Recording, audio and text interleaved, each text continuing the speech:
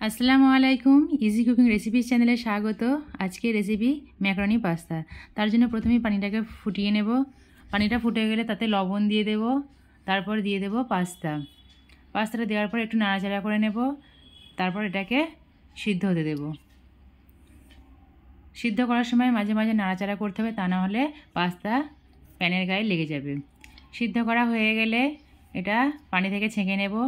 আর এটা সিদ্ধ করতে প্রায় 5 থেকে 7 মিনিট টাইম লেগেছে। সিদ্ধ করা হয়ে গেলে ওপর থেকে একটু সাদা তেল লাগিয়ে মিশিয়ে দেবো, তাহলে একটার সঙ্গে একটা লেগে যাবে না। এবার ওই কড়াইয়ের মধ্যে দিয়ে দেব পরিমাণ মতো তেল, তারপর দিয়ে দেবো আদা কুচি আর রসুন কুচি। আদা রসুন কুচিটাকে একটু নাড়াচাড়া করে ভেজে নেব, তারপর দিয়ে দেবো পেঁয়াজ কুচিটাকেও একটু নাড়াচাড়া করে নেব, তারপর দিয়ে দেব একটা লঙ্কা কুচি।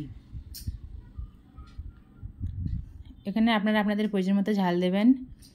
লঙ্কা কুচি দেওয়া হয়ে গেলে পেঁয়াজ ও লঙ্কাকে একটু ভেজে নেব। পেঁয়াজটা ভাজা হয়ে গেলে তারপর সমস্ত সবজি অ্যাড করে দেব।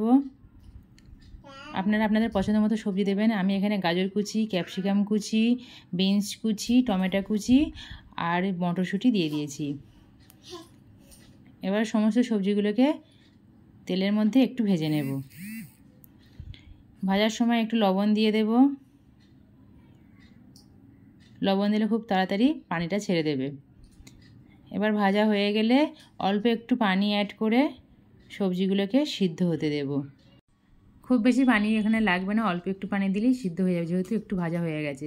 এবার ঢাকনা বন্ধ করে সিদ্ধ করতে দেব। কিছুক্ষণ পর ঢাকনা খুলে একটু নাড়াচাড়া করে নিলেই দেখা যাবে টমেটো বা সমস্ত সবজি সিদ্ধ হয়ে গেছে।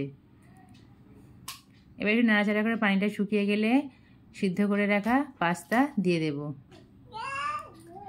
পাস্তাগুলোকে একটু নাড়াচাড়া করে সবজির সাথে মিশিয়ে নেব। মেশানো হয়ে গেলে দিয়ে দেব গোলমরিচ গুঁড়ো, তারপর দেব অরিগ্যানো, একটু মিশিয়ে নেব। মেশানো হয়ে গেলে দিয়ে দেব টমেটো সস দিয়ে নাড়াচাড়া করে মিশিয়ে নেব। তারপর দিয়ে দেব একটু পাস্তা মশলা দিয়ে আবার একটু নাড়াচাড়া করে মিশিয়ে নেব। মেশানো হয়ে গেলে শেষে ধনিয়া পাতা কুচি আর সামান্য চিজ দিয়ে দেব। চিজটা সম্পূর্ণ অপশনাল, এটা নাও দিতে পারেন। এবার মিশিয়ে কিছুক্ষণ ঢাকনা দিয়ে ঢেকে রেখে দিলেই চিজগুলো খুব ভালোভাবে মেল্ট হয়ে যাবে। দেখতেই পেলেন খুব সহজে অল্প সময়ের মধ্যেই রেডি হয়ে গেল পাস্তা। তো রেসিপিটি ভালো লাগলে অবশ্যই একটা লাইক করে কমেন্ট করবেন, আর আমার চ্যানেলটিকে ফলো করার অনুরোধ রইল। আল্লাহ হাফিজ।